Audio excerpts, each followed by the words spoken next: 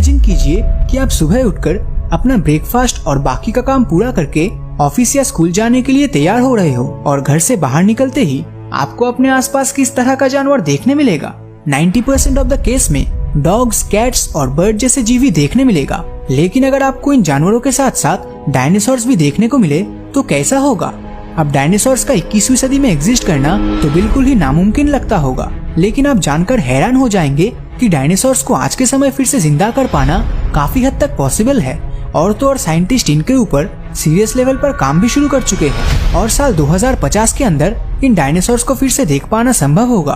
तो इनकी पूरी सच्चाई को जानने के लिए इस वीडियो के अंत तक बने रहिए। तो इन डायनासोर्स को फिर से जिंदा करने के लिए हमें सबसे पहले जो चीज चाहिए होगा वो है डायनासोर्स का डीएनए। अब डायनासोर जिस समय धरती से पूरी तरह विलुप्त हुए थे वो समय था आज से लगभग 6.5 करोड़ साल पहले की। अब इतने पुराने समय में जाकर डीएनए ला पाना तो नामुमकिन है, तो हमें ऐसे जानवरों की जरूरत होगी जो देखने में डायनासोर की तरह हो। अब डायनासोर की तरह बोलते ही आपके दिमाग में मगरमच्छ या फिर कोमोडो ड्रैगन जैसे जानवरों का ख्याल आ रहा होगा, लेकिन हम जिस जानवर के डीएनए से इन्हें वापस ला पाएंगे वो महज एक पक्षी है। जी हाँ, आपने सही सुना।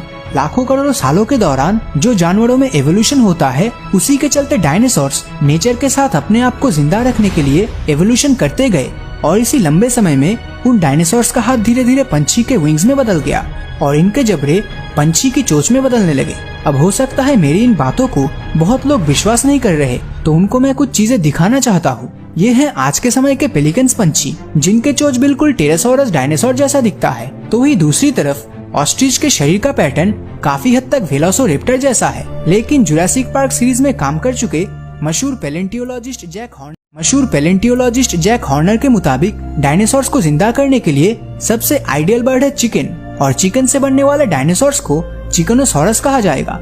लेकिन हमारा कॉमन सेंस तो यही कहता है कि एक तरफ है डायनासोर जो आकार में बहुत ही ज्यादा बड़ा होता था और दूसरी तरफ चिकन, जिसे अगर हम एक बहुत ही कमजोर पक्षी कहे तो गलत नहीं होगा। तो एक कमजोर पक्षी से बेहद बड़े डायनासोर को पाना आखिर संभव कैसे होगा।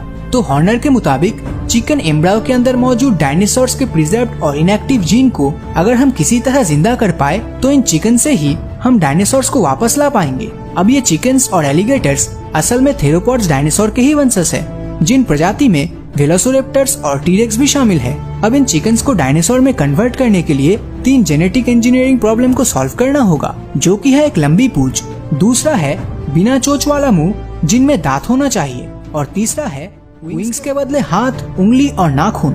बस अगर इन 3 प्रॉब्लम्स को सॉल्व किया जा सके तो हम ज्यादा दूर नहीं बल्कि हम साल 2050 के आते आते हम डायनासोर्स को जिंदा देख सकेंगे। लेकिन इनके आने के बाद धरती में क्या क्या बदलाव देखने को मिलेगा, अभी के लिए इसे एक हाइपोथेटिकल सिचुएशन समझकर ही चलते हैं। तो इन डायनासोर्स के फिर से जिंदा होने के बाद सबसे पहले वही होगा जो डायनासोर्स की मूवी में हुआ था, मतलब एक सचमुच का जुरासिक पार्क ओपन होगा और जिस तरह हम चिड़ियाघरों में घूमने के लिए जाते हैं उसी तरह हम इन जुरासिक पार्क में जाएंगे। इनमें से कुछ डायनासोर्स को एग्रीकल्चर यानी खेती में इस्तेमाल किया जाएगा, खासकर डिप्लोडोकस डायनासोर को, जो कि एक शाकाहारी जीव है। काउस की जगह इन जानवरों से खेती करवाने से फूड प्रोडक्शन भी अब पहले से काफी ज्यादा होगा। लेकिन जो डायनासोर्स मांसाहारी है उनको हमारे इकोसिस्टम में बहुत ही संभल कर रखना होगा, नहीं तो ये मांसाहारी डायनासोर्स किसी भी जीव को जिंदा नहीं छोड़ेगा और हमारा फूड चेन पूरी तरह भी। प्लेसियोसॉरस और मोजासॉरस जैसे डायनासोर्स जो समुद्रों में रहते थे वो समुद्रों में आसानी से रह सकेंगे। लेकिन हमें यह भी ध्यान में रखना चाहिए कि इन एक्वाटिक एनिमल्स की भूख काफी ज्यादा होती है, तो इनके खाने के लिए समुद्रों में मछलियाँ कम भी पड़ सकती है। अब तक तो हम भविष्य में क्या हो सकता है इसकी बात कर रहे थे, लेकिन अगर हम एक सेकंड के लिए इमेजिन कर ले कि जिस एस्टेरॉयड के धरती से टकराने से डायनासोर्स खत्म हो गए थे, अगर वो एस्टेरॉयड धरती से टकराया ना होता तो उस केस में इन डायनासोर्स का क्या होता। शायद आपको लग रहा होगा कि अगर वो एस्टेरॉयड धरती से नहीं टकराता तो ये डायनासोर्स अब भी जिंदा होते, मगर हकीकत तो ये है कि अगर ये डायनासोर्स लाखों सालों तक धरती में हुए प्राकृतिक आपदाओं से अगर बच भी जाते तब भी उन्हें एक प्रजाति के जीव के आगे खत्म होना ही था, और वो जीव और कोई नहीं बल्कि हम इंसान हैं। हम इंसानों को हमारे आकार से कमजोर समझने की गलती मत करना। अगर हमारे पूर्वज मैमोथ जैसे बड़े जानवर का शिकार कर सकते हैं तो डायनासोर्स को हैंडल करना भी उनके लिए कोई बड़ी बात नहीं होती। जुरासिक पार्क मूवीज में दिखाया गया था कि टीरेक्स जैसे मांसाहारी जानवर कितना तेज दौड़ता है, और इतना तेज दौड़ने के चलते इन्हें देखकर तो ऐसा ही लगता होगा कि इन डायनासोर से हम इंसानों का जीत पाना तो बिल्कुल नामुमकिन होगा। लेकिन हमें ये नहीं भूलना चाहिए कि वो एक मूवी थी। हकीकत में टीरेक्स जैसे जानवर उतना स्पीड से नहीं दौड़ते थे जितना मूवीज में दिखाया गया था। रिसर्चर्स ने टीरेक्स के स्केलेटन को अच्छे से एनालाइज और कैलकुलेशन करके इस नतीजे पर पहुंचा कि इनके दौड़ने का average speed 20 kilometre per hour के आसपास होता था। तो अगर इस स्पीड को हम आज के समय इस धरती पर मौजूद फास्टेस्ट मैन उसेन बोल्ट के स्पीड के साथ कंपेयर करें तो उनका हाईएस्ट स्पीड था 44.72 किलोमीटर पर आवर। तो अगर हम इसके आधे स्पीड से भी दौड़ सके तो तब भी हम टीरेक्स से आगे ही रहेंगे।